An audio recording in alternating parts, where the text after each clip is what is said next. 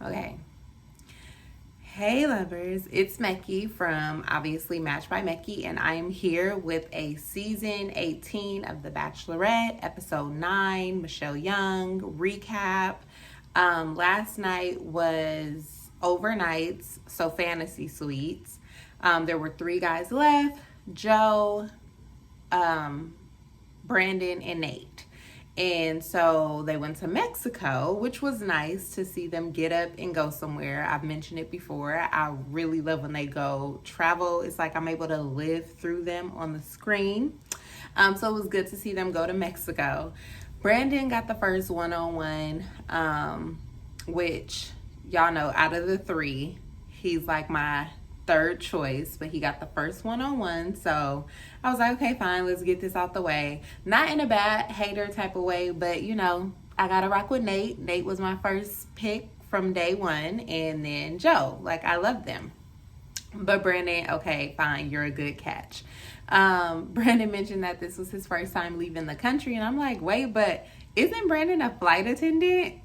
But then I was like, no, maybe he's a traveling nurse. This whole time, I thought Brandon was a flight attendant, though. Did you guys think that too? I totally thought he was a flight attendant. But yeah, on their date, they went horseback riding. She said she could see him being her best friend, which in a relationship is super important. Like, you have to be able to have that openness that you only get with someone who is your best friend. Joe and Nate were back at the room, and basically Joe was kind of saying how he's a little trying to stay distracted on what's going on their date. And Nate, of course, confident Nate, was just saying, he's more so looking forward to his time with Michelle. And I really still like Nate's confidence. I think it's very important. Like, he's like, yeah, that's my girl. I trust her. She ain't, of course she's dating all 3 of them. But he's just still confident in who he is. And I really like that trait about him. So yeah, Brandon, of course, back to Brandon.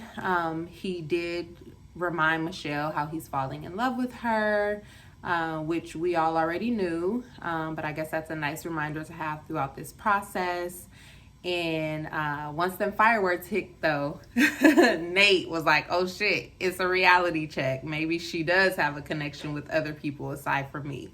So I think he needed that little reality check, but whatever. Next up, oh yeah, so he, of course, got offered the overnight date, Brandon. He accepted the overnight date. In the morning, they had a food fight. And I was like, okay, I think this was my first time that I was like, okay, during the food fight, they have some sort of connection. I don't know if it's really a marriage, dating, that kind of relationship, but they do have a connection. So that was, cool to see. But my mind has already been made. Well, it's already, half and half. Not Brandon, Joe, Nate. Those are my top 2. Okay, so next there was this one-on-one date with Joe, and they went zip lining. I thought it was fun to see another side of Joe. As they're zip lining, he's like screaming like, woo, Michelle, like, I'm coming for you. And like, as you guys know, Joe is normally super quiet and reserved and just like peeping the scene of the room and kind of just chilling. And so this was cute to see that side of Joe. She mentioned like, how would it be him being an introvert and her being an extrovert? I think with relationships like that, it can be a good balance, but you have to know how to pull out more of, like, for Joe, who's an introvert, he would know how to have to pull out more of his extroverted side, which Michelle could help him with that. And then as far as that happening in reverse, I feel like she already knows how to hold it together. So I think it's easier when both people kind of are both introverts or both extroverts, but it also gets a little boring. So I think, them being 1 and 1 is a good balance for sure. Last up was Nate. They went on a boat ride. I don't know if it's a boat or if it's a yacht. You guys, I do not know the difference between a boat. Obviously a boat, so there's like a canoe, and then there's a boat, and then there's a yacht, right?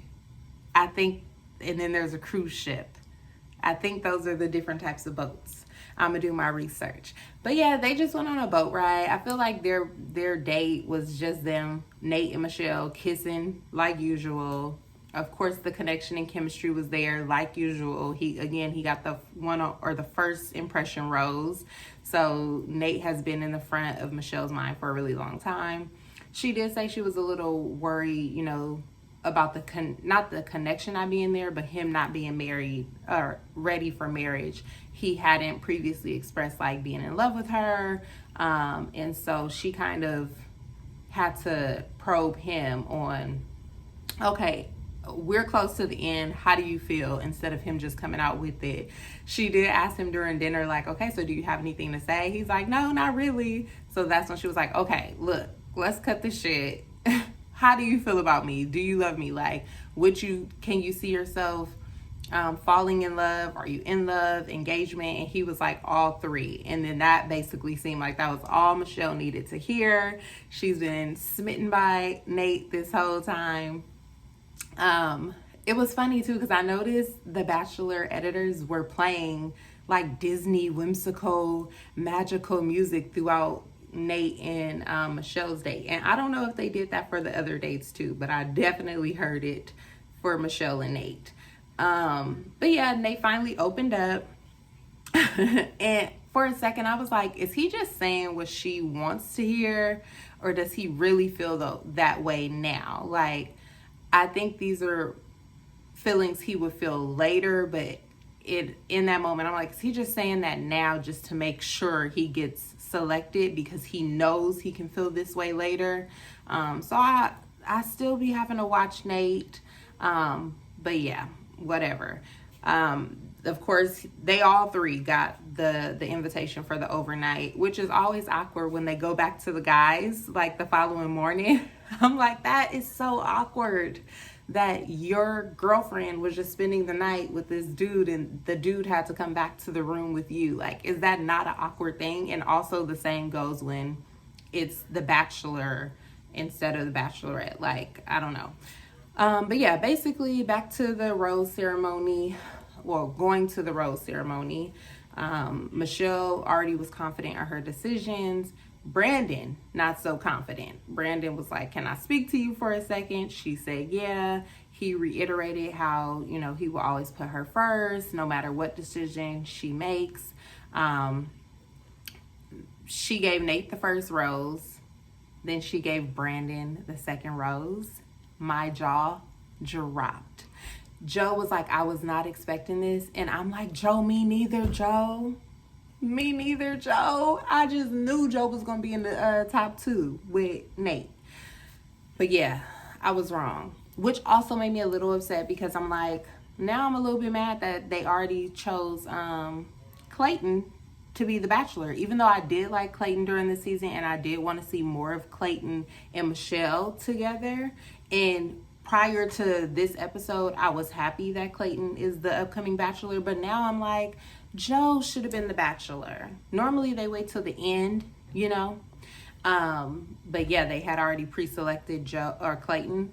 But I was like, Joe could have been the Bachelor. Even though he is reserved, there has been Bachelors and Bachelorettes in the past who were more reserved during their season. And when it's their own season as the leader, they're able to pull out that other side of them. So I was a little disappointed that Joe is not the Bachelor. But yeah, anyway, that's it. Next week is the 3-hour finale. Y'all, I need to start taking a nap right now to prepare for next week's 3-hour episode. That's so long. But yeah, basically Michelle will hear from her family how they feel about Brandon, how they feel about Nate, and we gonna see how that go. My money's on Nate. So, all right, y'all. Well, thanks for checking out this recap. And I'm rocking today, even though it's backwards for you guys, I'm rocking my Lovers Unite hoodie. I think I have some available in black still, just like a couple pieces. So if you want to, let me know. This is like a special custom one for me. But yeah, so I will see you guys next week for next week's recap.